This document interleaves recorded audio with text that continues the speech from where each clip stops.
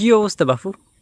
আপনি কি একটা জিনিস খেয়াল করছেন যে এই দুনিয়াতে পৃথিবীতে এতগুলো দেশ থাকতে, এতগুলো মহাদেশ উপদেশ থাকতে, আমাদের আপনার এই আল্লাহ পাক এই বাংলাদেশের মতো রাষ্ট্রে পাঠাইছে কেন? এটা কি চিন্তা করে দেখছেন? করেন নাই তো। অনেকে এটা নিয়ে প্রচুর হীনমন্যতায় ভোগে।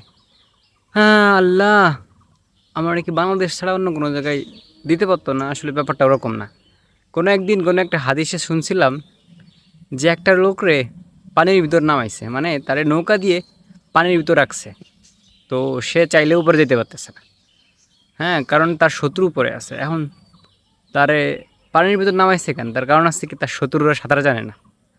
তো ব্যাপারটা এরকম যে আল্লাহ পাক দিছে আসলে এর ভিতরে কোনো না কোনো একটা কি, কোনো না কোনো একটা উপকার, ফজিলাত, নিয়ামত, বরকত আছে, এই জন্য নিশ্চয়ই দিছে। আর মূল ঘটনা হচ্ছে কি, মানে মাঝে মাঝে আসলে তিক্ততার জায়গা থেকে বলতে খুবই ইচ্ছা করে যে এই দেশে ভাই দেখছেন আমার আপনার সব সময় দেখা লাগে। হ্যাঁ, এখানে কামড়াকামড়ি, ওখানে মারামারি, ওখানে কাটাকাটি। হ্যাঁ, মানে হয় কি, কিছু কিছু লোক আছে যারা রাজনীতি করে, কিছু কিছু লোক আছে রাজনীতি পছন্দ করে, আবার কিছু কিছু মানুষ আছে যারা দূর থেকে তাকায় দেখে, মানে আপনি আর আমি।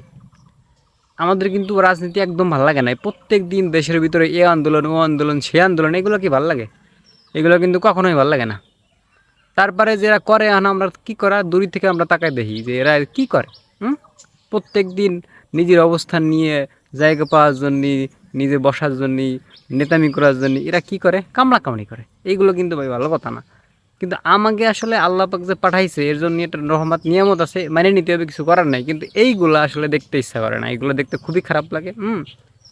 কোনো দল মত কোনো কিছু আসলে যে করি ব্যাপারটা এরকম না।